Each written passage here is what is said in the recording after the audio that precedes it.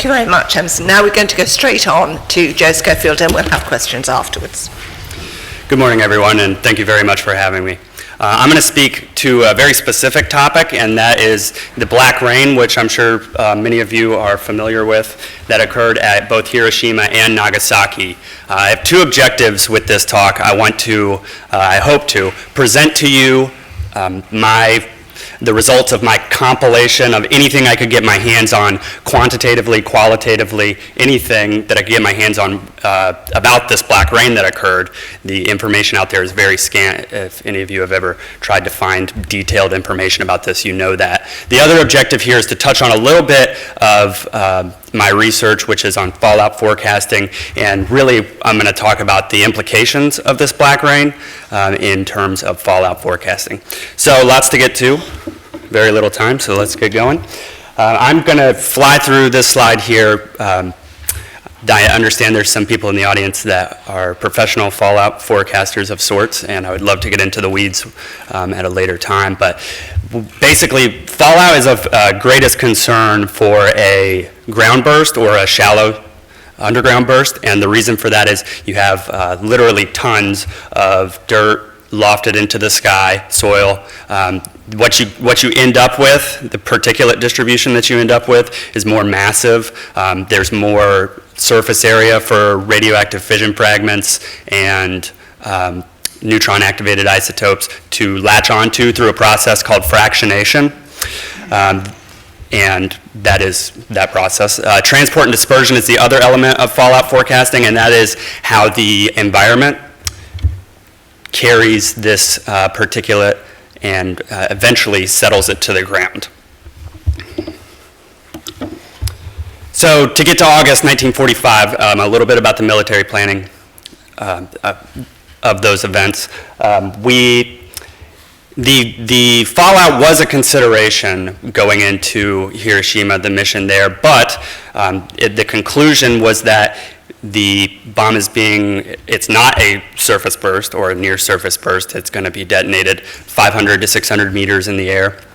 Therefore, we won't have this more massive particulate. We'll have a finer, much finer particulate that will settle out into the Pacific, eventually come down, but in no reasonable time frame and in a manner that it would be so diluted that it wouldn't be of significant health concern.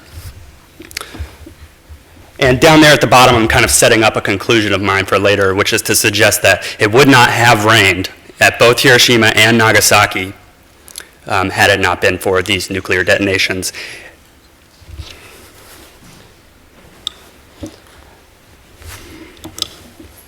I'm actually going to come back to this slide. First, I just want to show you the black rain at Hiroshima. The accounts have it occurring in that where I've colored on the map there. There are no detailed maps of where this occurred, and to the best of my knowledge, there was no single rain gauge that could tell us an exact amount of precipitation of this black rain. But there are two reasons that we know it occurred, two reasons that I am confident presenting to you that we know the black rain occurred. One is that the radiation measurements from the Japanese investigators in the hours and days afterwards were significantly higher than in the hypocenter of the detonation. And in a normal transport and dispersion, you would expect a more bell curve type where the most concentrated radioactive fallout would be in the hypocenter. The other evidence, which is the strongest evidence that I know of that this actually occurred beyond anecdotal accounts, is if you are lucky enough to go to the Peace Memorial in Hiroshima, they have a cutout of the wall with black rain streaks still on it, very similar to my background slides there. So we know it occurred. You can read there some of the details of that. It's all anecdotal. There's been lots of post-analysis. There's many documents that I've read through, and to the best of their ability at the time and to the best of my knowledge currently, these are the best rough estimates that we can come up with.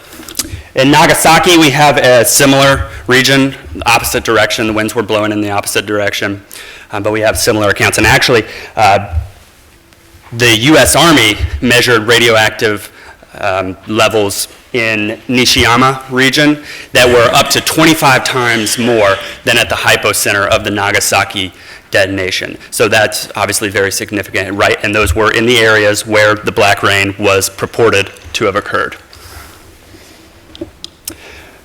There was less total precipitation at Nagasaki, and one suggestion for why that might have been is the relative areas of the firestorms. I've colored the diagram to the left there. The red is Hiroshima, the size of the firestorm, and the blue is the size of the Nagasaki firestorm. The narrow pattern is because of the mountainous terrain on either side of Nagasaki, and whereas Hiroshima is flat, and so we have a more equal distribution.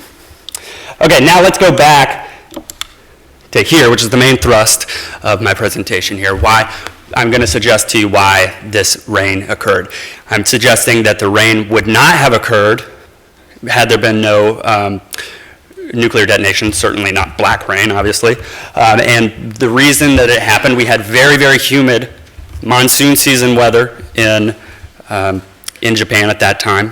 While it was clear, it was very, very humid. There are ground measurements from the day of the bomb in Hiroshima where the relative humidity was in the 90s. There's no upper atmospheric data, but the ground measurements were that the relative humidity on the ground was in the 90s. So that goes to speak to it was a very humid day. So first of all, we introduced what I often like to describe as nearly celestial events that we're introducing into the Earth's atmosphere. We start off with a fireball whose temperatures are comparable to the core of the sun. We're introducing that into the atmosphere. It's reasonable to think that it might have some impact on the local weather. Also, behind the rising fireball, we have what eventually became, in a course of minutes to just a small number of hours, a city-sized inferno or conflagration. So we have massive amounts of hot air rising up through the atmosphere. My research professor who is a meteorologist, likes to say the key to all weather events is rising air. And here we had lots of rising air from two different sources into an already humid atmosphere. This induced the rain that was observed at both Hiroshima and Nagasaki. And then when that rain fell, it scavenged obviously a lot of smoke and ash from the fires, but also radioactive particulate from the detonation itself. So my research was about fallout modeling, as I've said, and up there you can see just a quick graph of some of my results there. My results are in the green, and there we have some other models, blue and yellow, and the red is the actual data that's from a test site or a test detonation in Nevada that we've compared it to. So I think the most important thing on this slide, because I don't want to get into the weeds on transport and dispersion modeling, I think the most important thing to note on this slide is about the nuclear weapons testing, because my big question, and I think a natural question when you're talking about this black rain, is why didn't it occur in any of our many, many test detonations? The answer is very simple when it comes to the Nevada test site. In Nevada, it's very arid climate. There's going to be no precipitation if there's no moisture in the atmosphere. However, at the Pacific atolls, I have still questions. The best that I've been able to find here is that, yes, the conditions were right for rain-induced precipitation from these weapons, but that is a quote from a Lawrence Livermore study down there at the bottom, that observers were too far away to observe any precipitation. Now, my question is, was there no instrument in the entire test that might have been able to measure precipitation? If there's anybody out there that might be able to speak to that, that would be my main question in researching this. Very briefly, because I think I'm out of time. I've compared. We have current models. There's myriad academic and prototype models out there. I've built some from Fortran 90 code myself. The operational models, the two big ones in the US are HPAC, which is used by the Defense Threat Reduction Agency in the United States, and the high split model, which isn't necessarily a fallout model, it's a transport and dispersion model, a robust transport and dispersion model used by NOAA. But then we have the WRF model. The WRF model is a weather model, first and foremost. It is not a transport and dispersion model. It is a very, very respected, very robust weather model, and the key there is that it is capable of incorporating these feedback processes, so processes where chemical reactions, for instance, naturally occurring from fires, from pollution, from other sources, are able to be fed back into the environmental variables of the model. And so you have this looping process. And we would like to get to a point where we can use that WRF model to test the induction of precipitation from nuclear detonations. I was able to manipulate the code and come up with a rough fallout model, and then those behind me will come and create modules for inserting a hot nuclear bubble into a humid environment, somewhere like Oklahoma in the summer, and we can see if we can induce precipitation. I was able to prove that the model itself could, with relatively high fidelity, and in fact somewhat higher than the other two models, predict the transport and dispersion aspect of it. Okay, so a lot of information there. I want to make sure that my main points are spelled out here. I want to keep in perspective the lethality of fallout in an urban environment especially, as compared to the prompt effects of nuclear weapons.